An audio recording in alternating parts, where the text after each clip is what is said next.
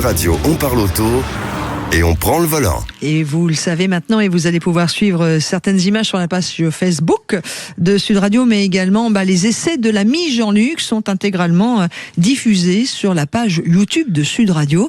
Aujourd'hui, vous prenez le volant d'une voiture que moi j'aime vraiment bien. Voilà, je vais pas vous donner mon ami, mais je l'adore. BMW X1, deuxième génération. On a avec nous Manuel Caillot, journaliste à caradisiac.com. Bonjour Manuel.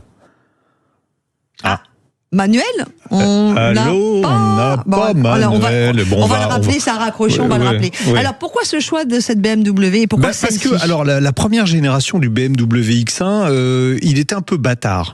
Il était un peu bâtard parce que c'était pas vraiment un SUV, c'était un break un peu surélevé.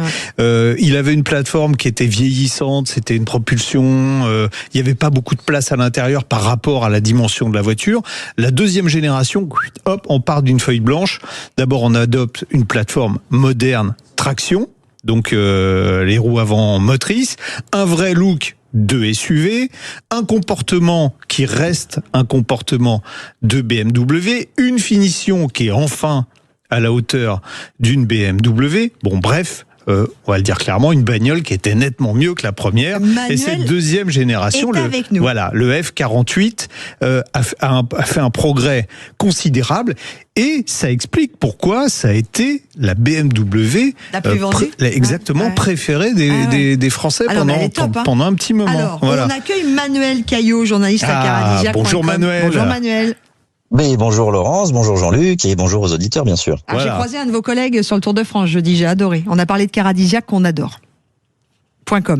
Merci, ça fait plaisir. Voilà, donc j'ai fait la promo déjà de la deuxième génération du X1. On est d'accord, qualité de fabrication, habitabilité, alors performance. Ah oui, mais alors ça n'avait plus rien à voir avec la première génération. La première génération, en fait, c'était plus un espèce de break surélevé qui avait pas vraiment un look de vrai SUV, ce qui est le cas de la deuxième génération, la F48. Et en plus, BMW avait écouté quand même les critiques à la fois de leurs clients, mais aussi de la presse, des journalistes automobiles comme moi, comme nous, et avait largement amélioré les prestations de son modèle. Et heureusement, parce que c'est vrai que c'était un petit peu limite en première génération par rapport au côté premium revendiqué quand même. En plus, il y avait une offre de motorisation qui était très large sur ce X1 de F48. Alors très très large, oui, parce qu'en plus BMW avait introduit ces nouvelles motorisations en 3 cylindres, aussi bien en essence qu'en diesel.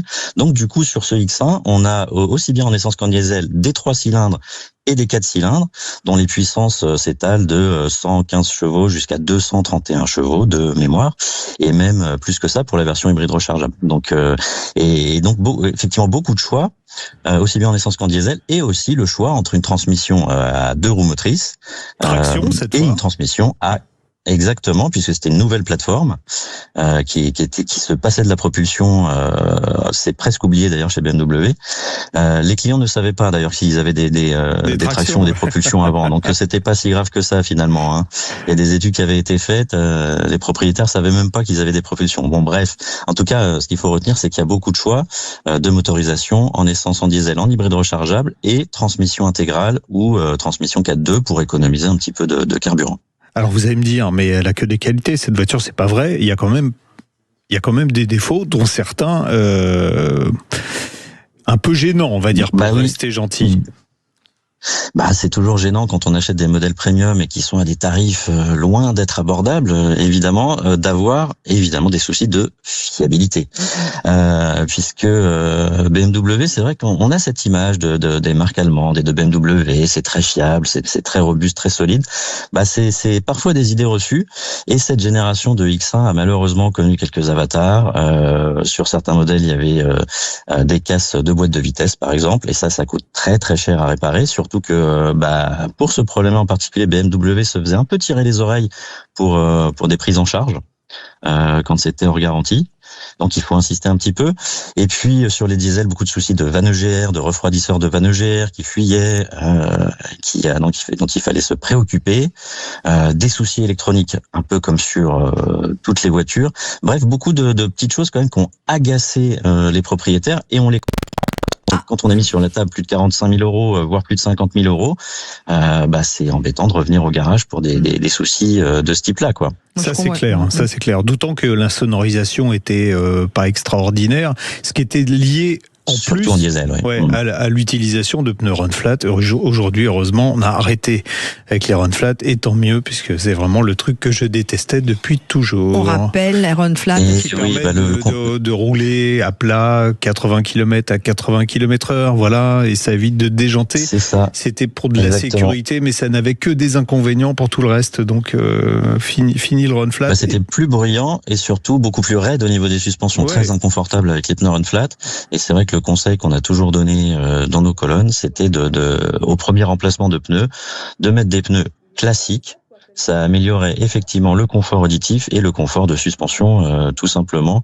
Et puis, c'était beaucoup plus plaisant après. Et puis c'était moins cher, avec que des avantages. Alors aujourd'hui, si je veux me payer un X1, c'est quoi le budget pour un X1 de F48 Alors, c'est un véhicule qui, malgré tout, garde une bonne image, malgré ses petits défauts qu'on vient de citer.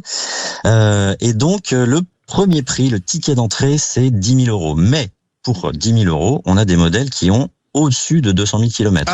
Facilement 230 000, 240 000 km. Et ça coûte encore 10 000 euros. Et ce sont les plus petits moteurs. En plus, ce sont les 16D 115 chevaux et 18i 136 chevaux en essence. Donc, c'est pas vraiment les modèles à conseiller. Si on veut avoir aux alentours de 100 000, 120 000 km, il faut monter le budget jusqu'à 17 000 euros à peu près. Et donc on a dans ce cas-là un modèle un petit peu plus correct et forcément un petit peu plus récent aussi, un peu plus fiable. Et si on veut se pencher sur la version hybride rechargeable, qui est pas inintéressante en soi, si on a vraiment un usage qui est adapté à l'hybride rechargeable, mais dans ces cas-là, il faut mettre minimum 20 000 euros malgré tout. C'est une version qui est plus récente, donc ça s'explique assez facilement. On en trouve beaucoup sur la centrale. Alors il y en a plus de 1000, quand même. Il y en a plus de 1300. Oui. Ouais. Bonne vente en neuf veut dire aussi forte présence sur le marché de l'occasion, c'est logique.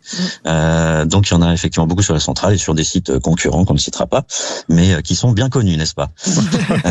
Donc en tout cas du choix, ce qu'il faut retenir, c'est qu'il y a du choix en occasion. On peut trouver toute motorisation, toute finition, tout niveau de kilométrage, hybride rechargeable également, et des modèles plus ou moins récents.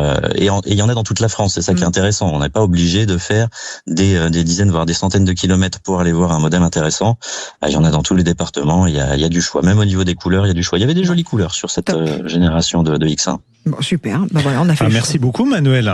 Voilà, Caillou. donc on va aller de ce pas acheter un BMW X1 en faisant attention à la boîte de vitesse et en évitant le diesel pour pas avoir de problème de turbo, de vanne EGR, etc., etc. Voilà, tout ça. Et je rajouterais peut-être un dernier détail, puisqu'on en parle beaucoup en ce moment. C'est un modèle qui était concerné par le rappel des airbags Takata.